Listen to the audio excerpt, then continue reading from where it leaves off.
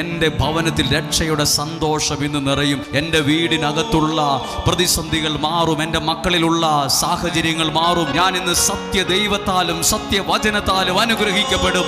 ഞാൻ ഇന്ന് സത്യദൈവത്താലും സത്യവചനത്താലും അനുഗ്രഹിക്കപ്പെടും.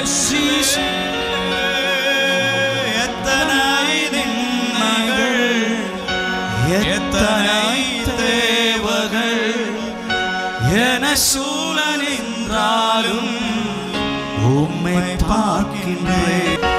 எத்தனை நின்னகள், எத்தனை தேவகள், என சூழலின்றாலும் உம்மை பார்க்கின்றேன். உத்தம ஊழியன் என்று நீ சொல்லிடும் ஒரு வார்த்தை கேட்டிடா உண்மை